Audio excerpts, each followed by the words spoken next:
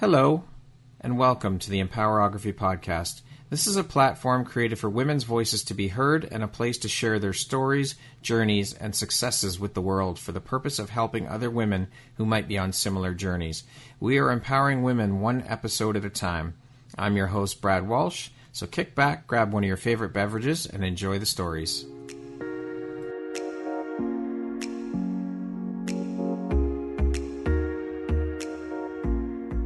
If you're looking for jewelry that makes an impact on your self-care routine and your style, Empowerography would love to offer you a discount code to one of our exclusive partners, Quartz and Canary Jewelry and Wellness Company.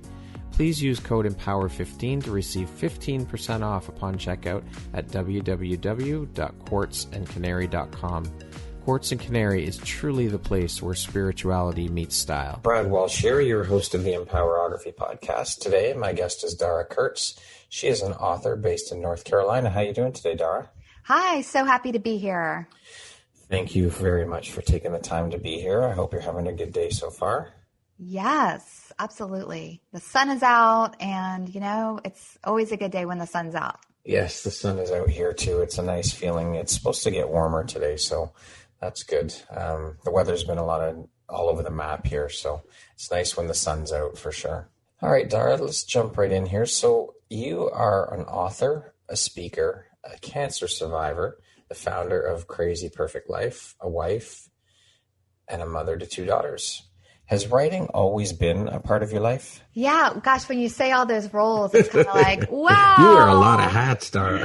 I know. I think we all do, right? And when we sit there and we think about it. So writing has been something that I've always liked doing. And when I was a little girl, I would write stories. And I remember being like in high school and being in class and not listening to like what was going on in algebra, but, writing a story, and I wrote for the paper, but I didn't major in journalism because I was highly encouraged to go down the business path. And it was really important to my family. I was kind of taught to make sure I could support myself and make sure that I have a career that I am always able to sort of, my parents never wanted me to feel like I couldn't stand on my own 2 feet. And so I majored in business and finance, and I did really like it, but I did really want to be writing. And so it wasn't until after I went through breast cancer 7 years ago that I decided to quit my job, walk away from it, and really focus on writing. Wow. Okay, well, speaking of writing, I'm going to assume here, judging by the title of your latest book, I Am My Mother's Daughter, that the inspiration behind writing that book was to do with the loss of your passing of your mother. Now, I read that you lost your mother to cancer 2 weeks after you gave birth to your first daughter, correct? Yeah. So the same weekend I found out I was pregnant with my first child, it was the same weekend I found out my mom had stage 4 cancer. Oh, and my gosh. It was such a hard time. The bigger my tummy got, the sicker my mom got. And it was really kind of like parallel, joys and just such desperation all at the same time. And a few weeks after I had my first daughter, Zoe, my mom passed away. And it was such a hard time. And, this is not a book I ever planned on writing. It wasn't something that I thought I was ever going to do. And it wasn't until I found a Ziploc bag of 100 letters, which I'm sure we'll talk about, that this even sort of evolved. And at the time I was working on another project, and it just felt like I wanted to write this, and it felt like there was something here. And that's when I just kind of put it all aside and just literally sat and sobbed and wrote at the same time. Wow. So speaking of those letters, can you tell us a bit about, or talk to us a bit about the inspiration and motivation and how that all came about to write the book? Yeah. So, I think there are times in life when we're supposed to find things or realize things at a particular time in our lives. And my oldest daughter, Zoe, the same one that we were just talking about, was in college. She was about to go back to college. And when my kids were young, I kept what I called a mommy-daughter journal, where I would write to them and put it on their pillow. They would write to me, put it on my pillow. And it was just, it was a really beautiful way for us to talk and solve drama and, blah, blah, blah. Yeah. But right before she went back to school, she was in my room and we found our mommy-daughter journals. We were so excited. And then when she went back to school, I was thinking later on that day, gosh, I wish I had something like that from my mom. And it had been over 20 years since my mom passed away. And that's when I remembered that I had a Ziploc bag of letters in the back of a cabinet in my den, and there were over 100 letters, and most of them were written from my mom. And I had totally forgotten that I had this bag.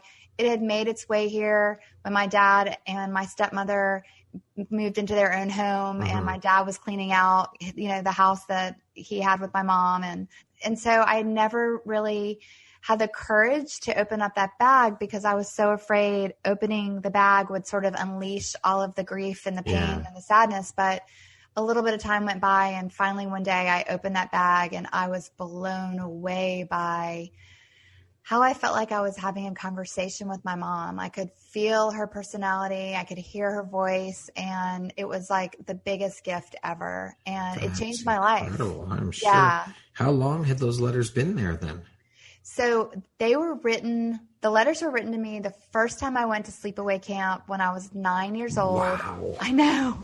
Until I graduated from college. And it was just kind of like a pattern. Like I would go somewhere and I would get letters and I would save them. And then when I went back home, I would add them to this bag, and totally unintentional.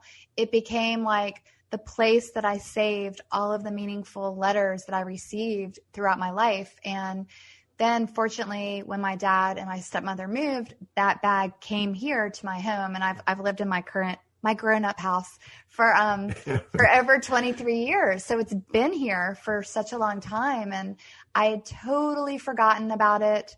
And if Zoe and I hadn't discovered that journal, I never would have even remembered that I had that bag for such a long time. I don't even know when I would have thought about it. What an incredible gift, though. Wow. Yeah, I mean, such a gift because I got to know my mom from my adult perspective, because a lot of the letters were written when she was raising her kids, and that's me and my brother. And I never got to know her from my grown-up perspective, if you will. And so it was such a meaningful experience, and so much wisdom was contained in the letters. And that's when I felt like, you know what, there's a book here. I just feel it. And I had no idea what it was going to look like. I didn't have an outline. I literally just sat and started writing, and it just came. And I cried so much when I was writing it. And sure. And it really, it was a gift for myself in terms of like letting some of the grief and sadness go. But also a lot of readers feel like, they can feel that. And it helps people think about their own family and relationships and traditions and, all those things. Amazing. How easy or hard was it for you to actually sit down and write that book? It was so easy. That's what I mean when I say I feel like there are certain times in our lives when we're meant to maybe find something or discover something or do something. For whatever reason, I was meant to write this book at that time because I literally just sat down and I was in the flow. We talk about flow with a lot of different processes, and it came so easily, and I wrote from my heart. And I think, that's what really people say they can really tell. And I'm so grateful for it and so proud of it. I would think that writing from your heart too also makes the process a little bit easier. Yeah. When I started Crazy Perfect Life, it's been about 6 years since I started it, 7 since I went through breast cancer. I just made this commitment to myself that I was just going to be completely real, open, honest, raw. I mean, I was just going to say how I was feeling. I wasn't going to hold back. And I feel like in this season of my life, like that's kind of, I'm really maybe comfortable with that. And I feel like it's there, that openness and not holding back. Because if someone's going to take the time to read a book, they deserve to have complete, open and honest. I feel like they deserve to get the complete story and have it be really real. And raw. For sure. Yeah. Was the process of writing the book also cathartic for you? Totally cathartic. Yeah. I didn't realize so much of how I had been stuck in grief for a really long time until I sat down and wrote this book. And I didn't realize a lot of things, like how I had kind of tried to put on a happy face and pretend like everything was fine, and how grief had really followed me around like my shadow for the past 20 years. And so it was not only a gift for readers, but totally a gift for myself as well. Mm-hmm. So the mask you were wearing essentially came off. Yeah. Because I think that it's really easy to sort of push away things that are uncomfortable to think about. And I had just had a new baby, and I was just, in this space where I was trying to figure out how to be a mom. And then I was a financial advisor, and I went back to work after maternity leave, and I was just had so many distractions. And I wanted those distractions because it made it so I didn't have to think about the sadness and the grief and the pain. And so then I sort of got used to being really busy and not thinking about things. And then time just kind of went on. But, the thing about grief is you can't run from it. It's going to catch up with you eventually. Yeah, for sure. Yeah. I mean, your emotions were all over the place. You just had a new baby. So you're elated about that experience and all that goes along with being a mother, tired, excited, overwhelmed, all of it, right? No time all of it. Or no space, I guess, no space in your head for the grief. Yeah. And it wasn't fun to think about all of that. So it was just easier to say, oh, I'm so busy. And I remember going back to work right after that. And it was my number one best year that I ever had as a financial advisor. And I remember getting such praise, like, oh my gosh, Dara, your mom passed away and you just had a baby, and look at you, you're doing so well. And I like that. And then I was getting such positive feedback. But, at the end of the day, like someone who just lost their mom and had a baby, they should not be having their best year. And to me now, like that says so much. Yeah. But at the time, I just kind of bought into it all and, convinced myself that, I'm doing great. I'm fine, when I was the farthest thing from fine. Breaking inside. Yeah. For sure. Yeah. Now, you yourself have faced your own battles and struggles with cancer in your life. So not only did you have the grief of losing your mom to cancer on your shoulders, but then you had your own battle later on going through that and dealing with that. So can you tell us a bit about your personal struggles and journey in dealing with the grief and going through your own struggle as well? Yeah, that's such a good question. So when I was 42 and my kids were 11 and 14, out of the blue, literally one day I was fine. And then the next day I heard the words, you have breast cancer. And my mom didn't actually have breast cancer. She had melanoma, which is a form of skin cancer. But regardless, I was devastated at getting that diagnosis, and remember being on the table and this doctor was doing a biopsy and I was just sobbing on the table, crying. And I was just like, you don't understand. I can't have cancer. I can't have something happen to me. I know how hard it is to live in the world without your mom, and I can't do that to my two daughters. And it was literally like the most devastating diagnosis because it brought up so much of the pain that I had had from my mom's death that maybe I hadn't even dealt with. And so I didn't even see my experience going through breast cancer. It was really hard. And I wasn't someone that sailed through chemo, and I was really sick and blah, blah, blah. And I found it relatively early, and I was really lucky in terms of like all the research that's been done in that space. And I had a really good prognosis, but from where I sat, I was the mom in the carpool line with cancer, and I was just so devastated. But when I started writing this book, that's when I realized a lot of that was just unfinished business from when my mom was sick, and it triggered so much of it. And that's the thing. When we don't deal with things, it doesn't necessarily go away. It's still there. And for me, it all sort of resurfaced when I was going through breast cancer, but I didn't see it. And I didn't really even understand until I was writing this book. I can't even imagine how devastating that must have been when you first heard those words, because I would imagine that the first thing that comes to your mind is, oh my gosh, my mom passed of cancer and now I've got this. Yeah. What the fuck? It was terrifying. And I remember this one nurse, she said to me, and I'm not exactly sure like how she even, this was pretty perceptive of her because it was really early in the process. And she just turned to me and she said, Dara, your mom's story is not your story. You don't have to have the same ending she had. You can write your own story. And I mean, that was like the best thing that someone could have said to me in that space because, you know, I was just devastated that like, oh my God, history is going to repeat itself. And then my daughters, you know, I think it just even made it so much harder for them because they had seen how hard it was for me to raise them without having my mom. And it was just a mess. Those words are incredibly powerful though. Wow. I know, right? Yes. Amazing. So how did you push through and overcome the grief and your personal struggles? You know, I got to the end of going through breast cancer and I had gone through chemo and surgery and radiation and blah, blah, blah. And I had wanted to do, like, I wanted to be as aggressive as possible. I wanted to do everything I could possibly do because I knew that that was going to help my mental health, like getting on the other side of it. And I remember the doctor said to me, okay, Dara, we're done with everything. It's time to go back to the business of living your life. And I remember feeling like I have no idea how to do that. I had changed so much and I was terrified. I was really scared.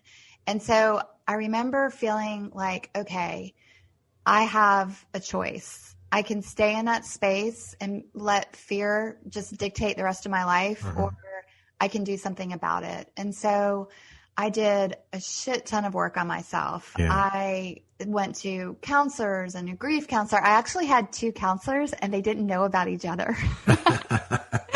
And I would see like one counselor one week and then I would see like the other counselor the next week, but they didn't know about each other. So it's kind of funny. But, you know, I just did so much reading and work on myself and really just tried to figure out like, okay, what can I do to show up and be the best version of myself, the healthiest version of myself?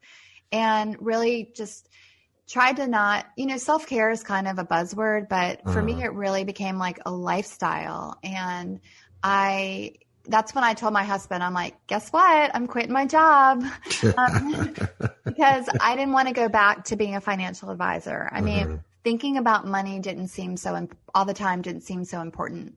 I wanted to use my experiences to help other people. And so that's when I quit my job, started Crazy Perfect Life. I had no idea what I was doing at all. And I just kind of went for it. And, you know, I'm so grateful. I made a lot of mistakes, but we learn from our mistakes. And, you know, we just keep trucking on. But I think at the end of the day, I feel like I've learned how to be really resilient and it served me really well. I was just going to say that takes a hell of a lot of resilience, and kudos to you for doing that, because so many people would just wither up and not die, but just let things take their course and not fight. And I think that's amazing. And as you mentioned, this is where you decided to quit. So I'm going to assume here that all of these experience, all of these years that had built up with losing your mother and then you being diagnosed with cancer and you overcoming cancer, these were the catalyst for that decision to leave that world behind, correct? Yeah. In fact, I remember taking a walk in my neighborhood a few weeks, like about a month or a few weeks before I got diagnosed with breast cancer. And I remember saying to myself, I don't really want to be working as a financial advisor anymore. I don't want to be doing this anymore. I mean, I loved it and I loved my clients, but it was stressful and it was just, it wasn't speaking to my heart. And I remember saying something major is going to have to happen to give me the courage to walk away because, you know, on paper, I checked a lot of the success boxes. You know what I mean? Yeah. And then be careful what you wish for because boom, I always say that if I hadn't gone through breast cancer, I really don't think I would have walked away. I think there's a good chance I'd still be doing what I was doing because it was easy and, you know, easy in the sense that sometimes it's hard to kind of like rock the boat and walk away. Yeah. So I think I would have just stayed the course and comfort zones. Right? It's so funny how that happens with so many people that we just get so comfortable that it does take a life-altering experience or something major happen to us to make us change that path. It's crazy. Yeah. It's almost like the universe was like shaking me, yes, right? Like, yes. Dara, live the life you want to be living. What are you waiting for? I mean, and so, yeah, for sure. Yeah. You hear so many people that stay in jobs until they get laid off. And then they're like, oh my God, this is it right here. This is my opportunity. And they shift gears and they change paths. But had it not been for that event, they would still be stuck where they were. And it not feeding their souls like it wasn't with you. For sure. 100%. So how have all of these experiences helped shape the Dara you are today, do you think? I am so grateful, like every single day, for the life that I have today. I mean, I just literally, I feel so blessed to be able to be doing the things that I'm doing and meeting the people that I'm meeting and talking to the people like you that I'm talking to and, to be able to write and kind of look at the world as like, my playground, if you will. And, what do I want to do with my time and what do I want to create and what makes me happy? And I feel nothing but complete gratitude for what I've been through and what I've learned along the way. I mean, do I wish that my mom hadn't passed away? Absolutely. I wish that every single day. And do I wish that I hadn't gone through breast cancer? Absolutely. I wish that I hadn't gone through that. But I've learned that, I can't change what happened. And for so long, I was fighting it. Like I wanted to have a pencil eraser and kind of erase the blemishes on my report card of life, if you will. Yeah. And, we can't do that. So instead of fighting it, it's like I just kind of accepted, okay, this is what happened and what am I going to do now? And I try to focus my energy on what I want to do with my time and the relationships I have with the people that I love and care about. And I feel just so grateful every single day for this life. It's like a complete awakening. Yeah, for sure. What has been, would you say, the most important takeaway or life lesson from these experiences and struggles you've gone through?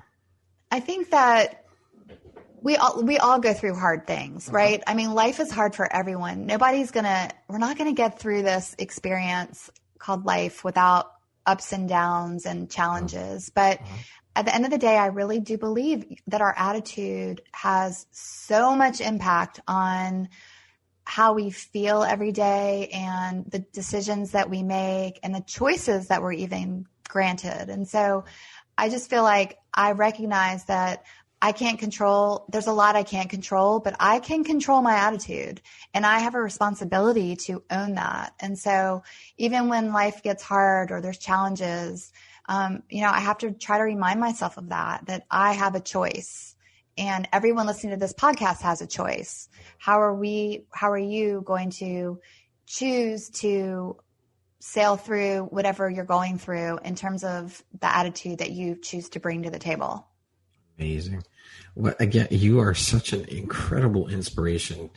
Just so amazing, the attitude and the mindset shift. And mindset is everything. It is. It really, truly is. And you are a prime example of that. So kudos to you for shifting the mindset and being able to do all this and pull through and have a positive attitude. I mean, I'm sure there are days where it's not that easy. Yeah. And it's very hard. Everything's not going to be puppy dogs and rainbows and ice cream, right? Well, I'm so glad you said that because, I'm a totally normal, real person. And I never want anyone to think that I don't get grumpy or I don't yell at my kids or, that I don't have moments where my attitude isn't rainbows and unicorns because my gosh, it's life and we live on a polarity planet and we have to take the good with the bad. But I definitely have my moments and hard times like everyone else. But I do recognize after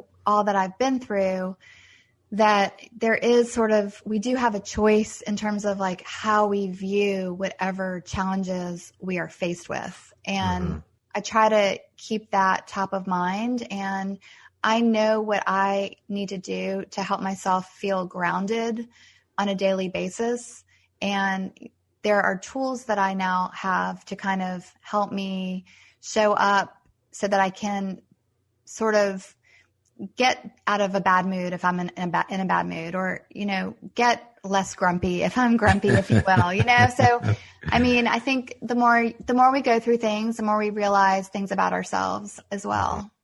Well, I think for one, you are a true inspiration. Thank you. I appreciate that. So you've written 3 books. We've spoken about your latest. Can you tell us a bit about the other 2 books that you've written? Yeah. So I Am My Mother's Daughter is my most recent book, and Crush Cancer and then the Crush Cancer Workbook are the books that my previous books. And those are books that I wrote after I went through breast cancer, and I started Crazy Perfect Life, the blog, and I just was trying to find my voice. And Crush Cancer is the book that I needed when I went through breast cancer that just wasn't out there. And so the first half is how it's everything that I went through and things that I wish that I had known, and things that any caregiver, I wish that caregivers had known, or people who are trying to support people or have friends that have cancer. And then the whole second half of the book is, okay, how to move forward, like how to make peace with the fact that this happened and how to live the rest of your life, because that was the hardest part for me. And then there's a workbook that accompanies the book. So you can go like chapter by chapter and use the workbook. And I do a lot of workshops on that, using that workbook, which has been really fun. Very cool. So you mentioned Crazy Perfect Life. You're the founder of Crazy Perfect Life. Can you tell us a bit about that, what it's all about, and the inspiration behind starting it? Yeah. So when I quit my job and I said, I told my husband, John, that I was going to start a blog, Crazy Perfect Life. I was going to start a blog. I didn't have the name, and I was with my kids. We were at the beach, and I had like a list of names, and I literally we took a family vote, and we decided everyone liked the name Crazy Perfect Life. But for me, the reason that I love the name and the reason that it just spoke to me is because, at the end of the day, life is crazy, right? I mean, all of it, the good, the bad, the hard, just all of it. And at the same time, because it's life, like we're so lucky to be alive, that in itself makes it perfect because we are alive. And so, it's just kind of like embracing the crazy with being alive. And that's kind of what it means to me. That's great. I love it. Now, I read that you've made it your goal to use your life experiences to help people strengthen their relationships, create more happiness and joy in their everyday lives. Why have you decided to make this your mission? Why is this so important to you personally? At the end of the day, to me, there's nothing that matters more than the relationships we have with the people that we love and care about. I mean, that's it. If you're going through a hard time, it's the people that are going to pull you through. If you are experiencing a really happy time, it's the people that you care about that you want to share it with. And I just feel like I've learned so much about, how to navigate through challenges and how to grow relationships. And when I was reading those letters with my mom, the letters that my mom wrote, just in writing that book, that whole experience really taught me so much about I thought so much about how to grow relationships and connect more with the people that we love and how to be intentional about all of it. And I realized like, that's what's so important to me. And, I want to help other people kind of recognize that, because a lot of people don't know how to grow their relationships. Right. They don't know how to fix something, if you will, or how to talk to someone or how to connect more. Even with their own kids, they don't know how to do that. And so my relationships with my daughters and now they're 21 and 18, are just so important to me. And relationships take work and respect and, just all the things. But I love helping people with that. Would you say that your relationships have strengthened? Because I find it's human nature that when we go through something as what you've gone through or something along those lines, that it makes us appreciate what we have a hell of a lot more than we did before we went through that. So has going through what you've been through with losing your mother and then dealing with your cancer and whatnot, has that helped strengthen your relationships because of what you've learned and what you've realized through your experiences? It's helped me strengthen the relationships with the people that I wanted to strengthen my relationships with. So what I realized is that, you know what, not everyone is meant to be in my life forever. There are different seasons. Yes. As I've changed a lot in the past 7 years. You know, not everyone likes the new Dara, and that's okay. And so some of my friendships, some of my relationships have dissipated, if you will. And, you know, there wasn't any big drama situation, but I grew and I changed, and maybe we just didn't have a lot in common anymore. But absolutely, with the people that, you know, at the end of the day, if we want to have a close relationship with someone, we have to put the time and the energy and make the commitment. It has to be intentional. And I feel like it really was kind of a wake up call to me in terms of like, who is important to me? And you do see who your people are when you go through hard things. Absolutely. Oh, for sure. You see who's there for you. Yeah, for sure. Who's not, definitely. To date, Dara, what would you say is your biggest high or your greatest win? I would say, honestly, my family is my biggest win. My kids and my husband. I mean, to me, there's nothing that's more important to me than my 2 daughters and my husband and my brother and my dad and, you know, my extended family as well. But I'm so proud of my daughters and the humans that they are. And I'm proud of my relationship with my husband. And we've been together for a really long time, almost 30 years. And, wow. You know, it takes work to have that kind of, I mean, it's not always rainbows and sunshine and, you know, relationships go up and down, if you will, but, you know, I'm proud of our relationship and what our family unit that we have built. Amazing. What do you think your unique skill set or superpower is that's helped you become successful? That's a challenging one. I would say that I think I'm more resilient than I realized that I had the ability to be, and that I'm able to kind of like say, okay, this happened, but now what? And I feel like I do take risks. Not like the kind of I'm going to jump out of an airplane kind of risk, because I'm probably never going to jump out of an airplane. Right. And I'm really okay with that too. But, you know, kind of like I sort of have this attitude of, yeah, you know, I'll try it. What's the worst that can happen? You know, like if I write this and people don't like it, what's the worst that can happen? Or if I try to do this and it doesn't go so well, then I'll kind of regroup and try something else. So I feel like I'm really good at putting myself out there and taking risks with Crazy Perfect Life and what's coming next, if you will. But, and I've definitely made a shit ton of mistakes, but you know, we learn and we just keep going. But I feel like I'm good at that, but I'm not going to be jumping out of any airplane or going skydiving, any of that mess. Yeah. Speaking of success, how do you define the word success? What does that word mean to you? Ooh, good question. So if you had asked me that 7 years ago, the definition would be completely different than the definition that I have for today. So that was a big thing that I had to do, is I had to redefine success for myself. And our society likes to measure things, let's be honest. And we do that based on the size of your office and your paycheck and your house and, you know, materialism, blah, blah, blah. But today I measure success based on, honestly, the relationships I have with the people that I love and care about. That's a big one.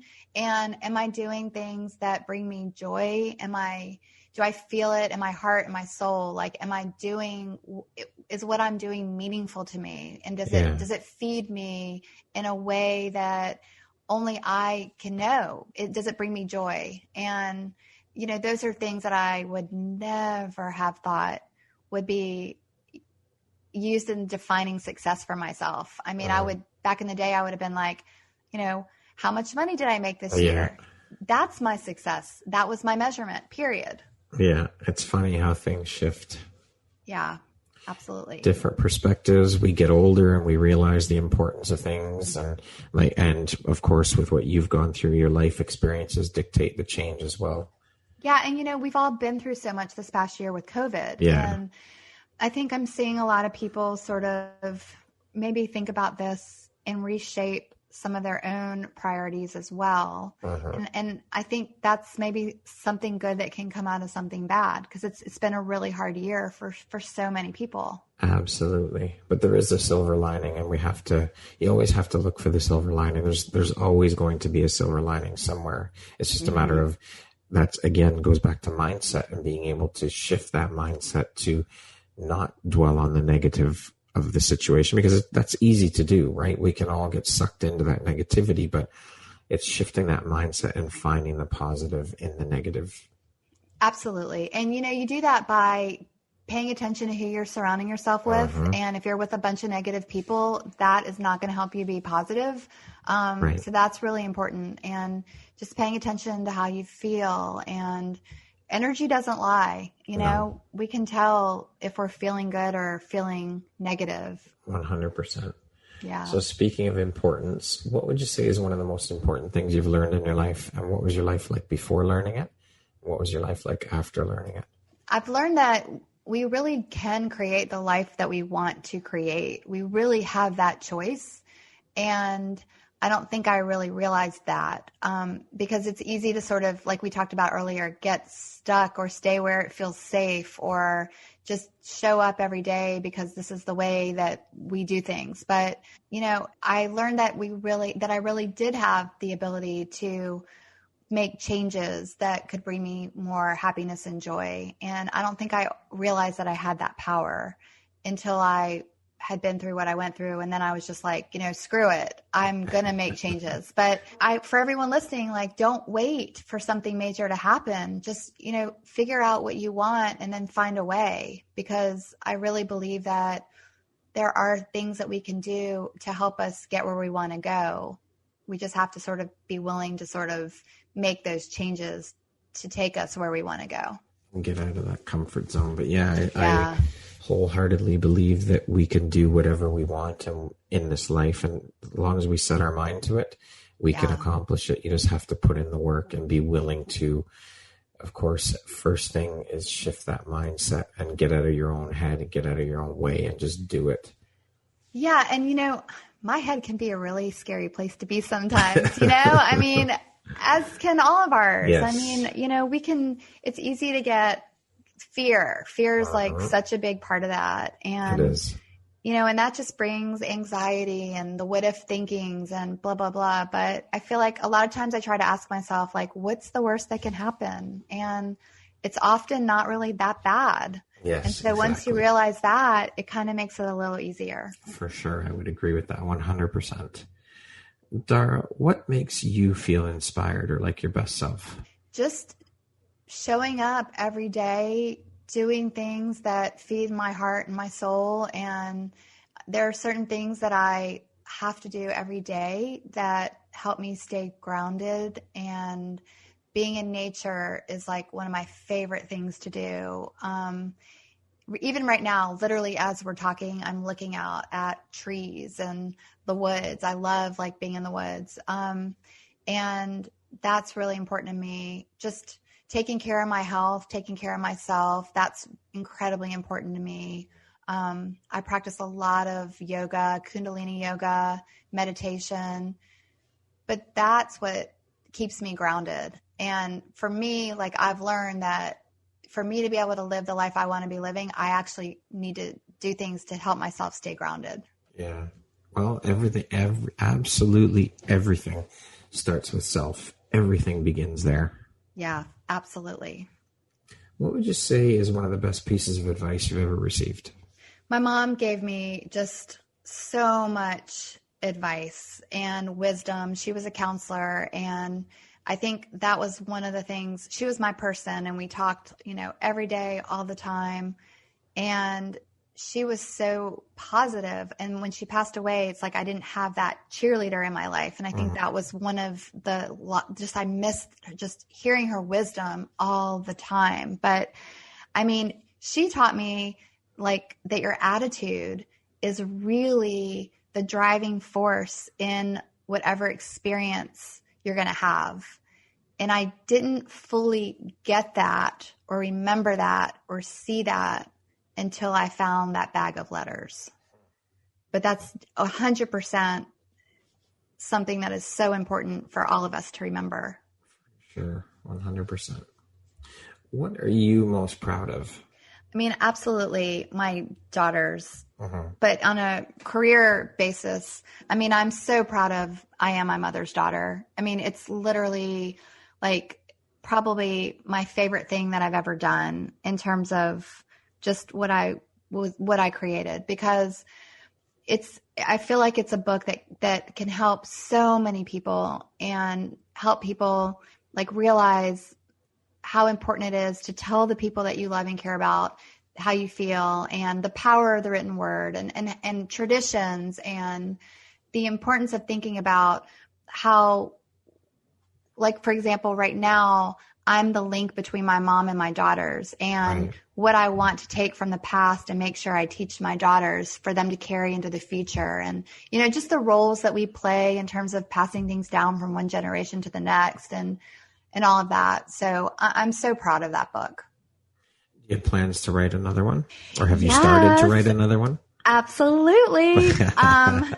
You know, I'm the happiest version of myself when I'm working on another project. Like, I just love that experience. But so I'm working on a fiction book. I've actually always wanted to write fiction. And so I feel like that's kind of the direction that I'm going to go in now. And so I'm having a lot of fun. It's hard to find the time to kind of put into that because I'm still writing a lot for different places, publications and such for this book, and doing a lot of interviews for this book. So, you know, it's a balance, but I'm just trying to make a little time every day to write it a little bit on that. And it feels really good. Yeah. Excellent.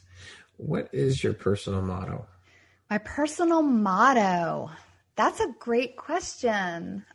You know, I have a mantra that I say to myself. Okay. And so this is something that I started to do after I went through breast cancer. I realized like the power of using positive affirmations. And so right now my mantra, my motto is, I trust the universe is on my side and all that I want is on its way to me. And I say that to myself, like when I meditate, when I'm writing in my journal, but it just, you know, kind of helps me recognize that trust is a really important part of whatever we're doing in our life. And also I really believe that the universe is on my side, and that, you know, having that connection with the universe or God or whatever the people listening to this, whatever that is for them. So that's the motto, my mantra that I'm using right now. I love it. What's the most recent investment you've made in yourself? I invest in myself like time-wise every single day, in terms of like how I spend my time just on my own self-care. I mean, with COVID, I haven't been able to make the investments that I really want to be making in myself. You know, if I had it, I'd be, there's an amazing yoga studio place called Kripalu, and it's outside of Boston, and I love going there. So if that's a place that I had committed to going there like once a year for the rest of my life. And that's how much I love it. Yeah. So I can't wait to get to do that. But, just like I said, taking the time every day to lean on the tools that I know are what I need to help myself feel really good. And, you know, another investment that I made is I started working with a nutritionist over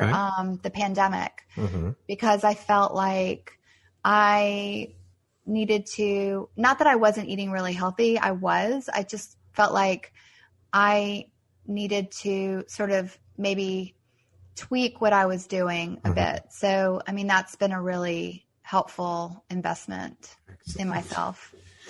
Okay, we're going to do a little rapid fire section here. So the next bunch of questions are just quick 1, 2, 3 word answer type questions. Okay. Okay. I love this. How would you describe yourself in one word? Smiley, happy. What's your favorite stress-reducing activity? Kundalini yoga. What's one thing you want but cannot buy with money? Health for everyone. What's the first thing you think when I say the word future? Excited. If you could teach the world one thing, what would that be? Be kind. If you could change one thing about the world, what would you change? Be fucking kind. Entrepreneur life is? So fun, and to have the freedom is amazing. My favorite way to unwind is? Walking or yoga. The last book or podcast I listened to or read was? This podcast. Ah, very nice. Well, that's nice to hear. Mom life is? Such a joy. Aside from necessities, what's one thing you could not go without? My Vitamix. All right. Gotta get those smoothies in. Gotta get those servings of, fruits and vegetables in. Yeah. For sure. If you had a theme song that played every time you walked into a room, what song would that be? Okay, so whenever I used to speak in person, I always played this song in my head, and it's from America's, what is that show, like Greatest Showman, and it's Who I'm Meant to Be. Okay. You know what I'm talking about? Yep. Yeah. All right, that concludes our rapid fire section. Dara, who in your life has had the biggest impact on you and why? Absolutely my mom. I mean, just for so many reasons. When I was growing up, she was my person, and not having her has had a huge impact in my life. I mean, absolutely my mom. What is one of your biggest failures or life lessons, shall we call it? And what did you learn from it? I think staying in my job because I was afraid to leave it and walk away, and my ego got in the way of that, was not being true to myself. And I'm glad that I learned that lesson. I'm sorry that I had to learn it by going through breast cancer, but I'm glad that that gave me the courage to make the changes that I really did want to make to stay true to myself. Okay. If you could hold on to one memory from your life forever, which one would it be? The feeling of snuggling with my daughters, absolutely. I mean, that's the best. If you could go back and give your younger self one piece of advice, what would that piece of advice be? You don't have to be perfect. You don't have to pretend that you're fine if you're not fine. And lastly, if you were to deliver your last 30-second speech to the world, what would that last 30 seconds sound like? Be authentic, figure out who you are and what you want to do. Give yourself permission to do it. Be nice to everyone along the way, and don't worry about what other people say about you, because it doesn't matter. Awesome. That's beautiful.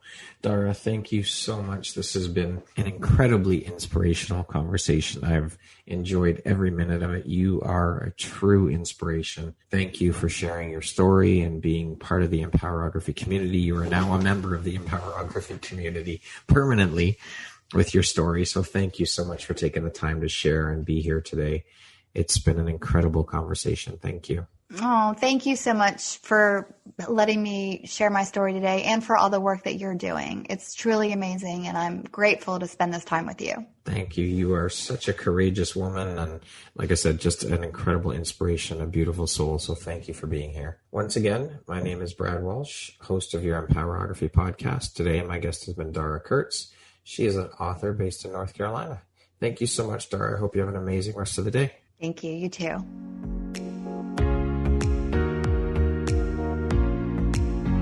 Thank you very much for listening to this podcast. If you haven't yet, please be sure to subscribe, rate, review, and share with all your friends. You can find me at visuphoria.ca and follow me on Instagram at Empowerography Podcast and on Facebook at Empowerography. Please join me next time for another inspirational story from yet another amazing woman.